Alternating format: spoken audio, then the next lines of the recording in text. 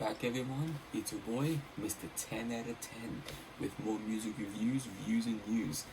And sorry for the long wait, I've been trying to get my license in order, moving back between my girlfriend's and my parents' house, trying to get this driving going, so excuse for the long delay, but now I'm back with another review, and this time I'm going to review an artist that I find possibly one of the most exciting to come out in this era.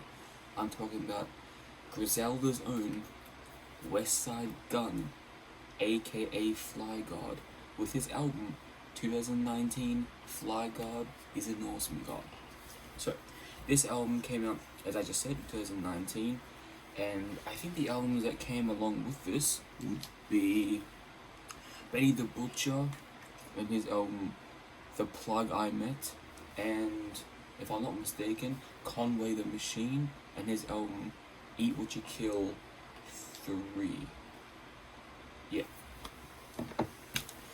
All the other two are extremely good albums as well, but I'm here to talk about Flygod. So, what I love about Griselda Records features these three artists, and what they've done is bring back the classic New York, gritty, hard-hitting, grimy style. We're talking about the style from the early Illmatics, talking about the early Gangstar. We're talking about more prominently the early Wu-Tang Clan, their first and second album, absolute classics. That grime, the Notorious B.I.G., the first few DMX albums. We're talking about that kind of grime. We're talking about Onyx kind of grime. We're talking about DJ Premier kind of grime. That kind of grime back in the day was untouchable, more deep kind of grime.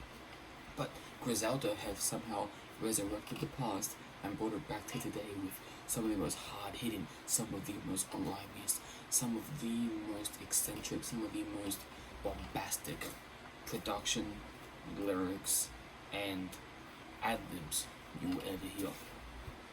Some of the most grimiest music in rap, period. Back then and now. And I fucking mean it. So, Flygod is an awesome god.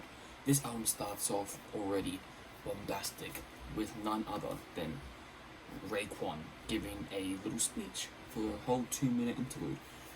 And the funny thing is, I think it starts off with his daughter saying, there's God and my daddy, praise both. Griselda.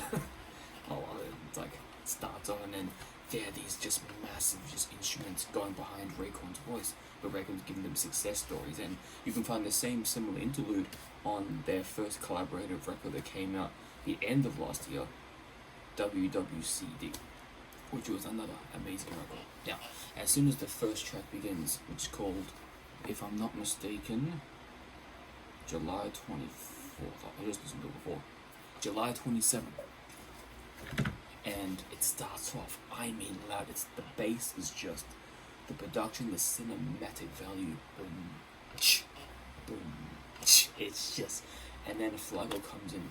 Flygod has a very nasally kind of, hey yo, but very high-pitched voice, but hell, it worked. And he starts talking about his coke stories, his drug stories, the money he's made off, the game of selling, and how he was raised on the streets alongside his brother Conway the Machine, and the whole time he's just rapping these coke flows, these amazing one-liners, these great setups, and it's something to behold.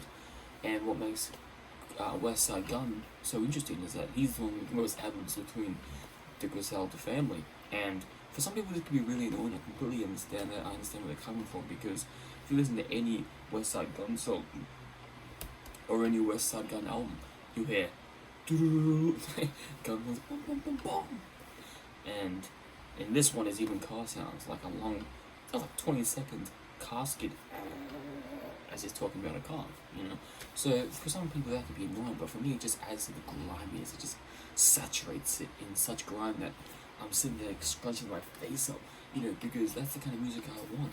And a lot of the Griselda detractors who are saying, oh, this is just a copy of, of the old 90s. That's what we want. They bring their own flavor to it, I personally think, but this is what we want. We don't want the bullshit mumble rap. We don't want the generic trap. We don't want what's on the market right now for the most part. We want something refreshing, and that's what they're bringing. Now, the other thing I love about this album, and follows through with the other members as well, not just him, but the wrestling context. There's a lot of songs that just feature wrestling samples and wrestling context. For example, the next song after the second song is called Sensational Sherry. There's a song called Batista.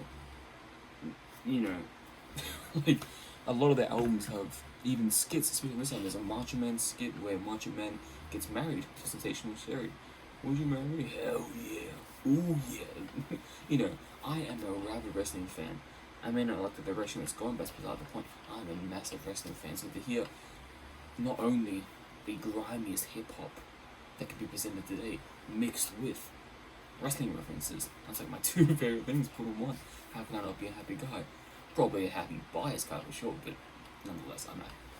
So, you know, there's look, I understand why there'd be a lot of people not liking this album. He has a high voice. He may not be as lyrical as his, you know, family members of Benny the Butcher or Conway the Machine. You know, the annoying, to some people, the annoying ad-libs and vocal samples he puts on every single song, like every 30 seconds. It might be annoying, but to me, as I said, it just adds to the grimy value of the album. It exposes the hard-hitting, the gangster, the, you know, just the absolute low, just violent alpha male sound that the New York was famous for. So, let me know what you think. He has a very big discography. I think most you can find on YouTube. So, let me know what you think. I really enjoyed it, you know, and I hope to hear more from him solo in the future. So, let me know what you think. And this is me, Mr. 10 out of 10, signing out.